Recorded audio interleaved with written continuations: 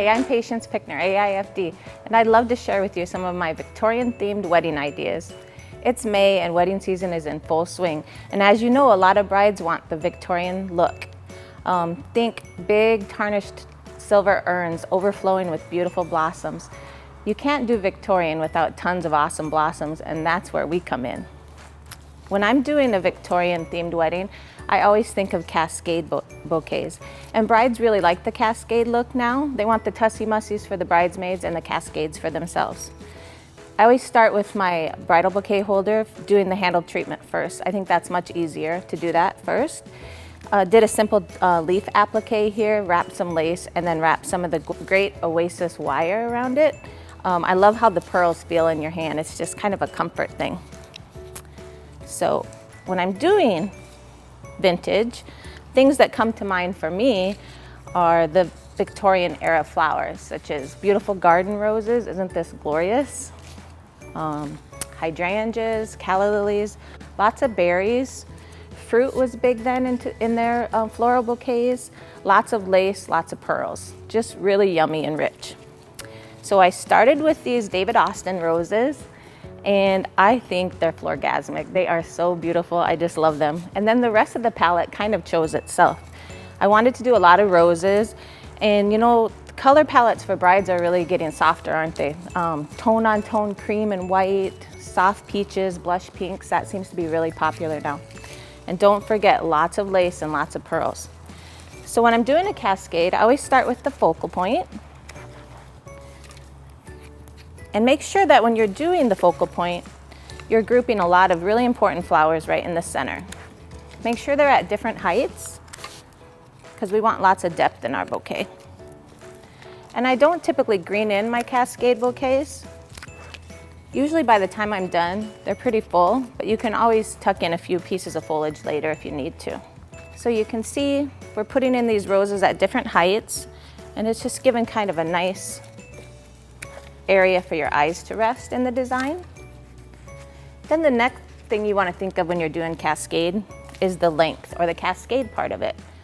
The cascade bouquets now, they're not the same as they were in the 80s, the big Princess Diana one that went on for days and days and days. They're more refined now, a little lighter, more movement. They're not so compact and tight and heavy. When I was walking through the Mayesh cooler, which by the way is a total treat, I found the peiris, which I think is absolutely gorgeous. And I think it works really great with the Victorian era flowers. To me, it almost looks and feels like lace, and it adds that great movement when the bride's going down the aisle. It's also a wonderful substitute for lily of the valley. When it's available, it's so much less expensive, and it's just absolutely gorgeous. So I wanted to tuck some of that in there. And we're gonna keep going with our line here. Sometimes when you're using real heavy blooms, such as the tuberose or callas or something like that, even roses, you wanna add a little bit of the Oasis adhesive to the outside of the stem. You don't wanna seal the end, but just to the outside. And then when you tuck it into the foam, it'll stay in there better. You don't want any accidents with the bride walking down the aisle. So then I just want to start grouping and clustering my flowers. Some of these beautiful Vendela roses, again at different depths. We want lots of variation in textures and colors and depth. I love these little spray roses. They're a little deeper than the Juliet rose, but they just add so much more punch.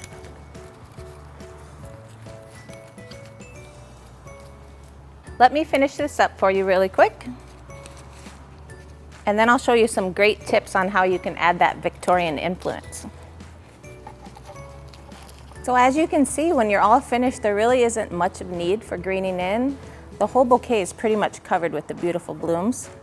I want to show you how you can make these simple and easy little accents with the pearls and with the lace.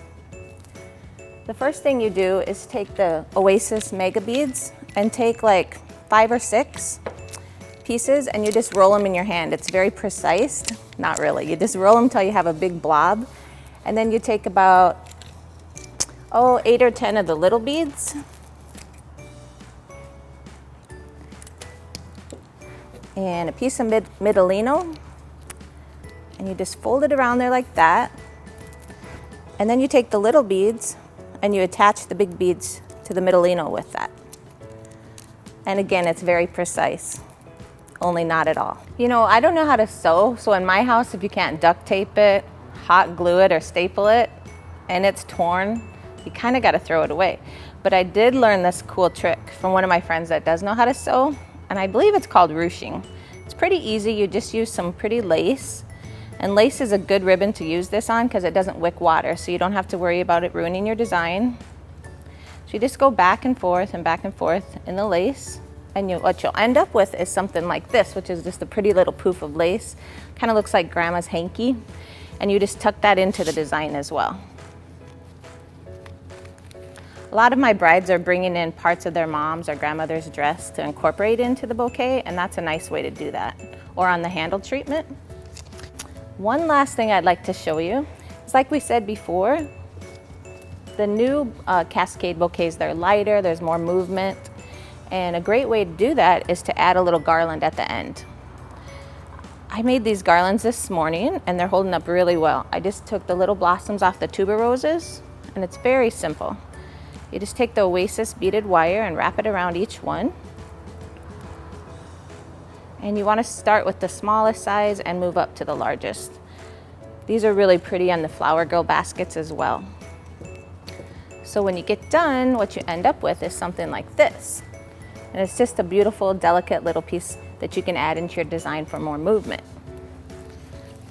Just tuck it in the bottom here. And you can see how pretty that'll move down the aisle with the bride. Let me show you one last thing. A lot of our brides, they love their bouquets so much they want to incorporate them into the head table arrangement. So what I like to do is use the Oasis raquettes and make these gorgeous, lush, very Victorian centerpieces. And then as the bridal party enters, you can just tuck in the bouquets into the arrangement, like this.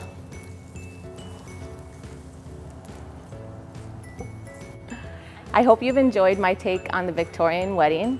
I really enjoyed showing it to you. I'm Pickner, and I would love to be your next Mayesh design star.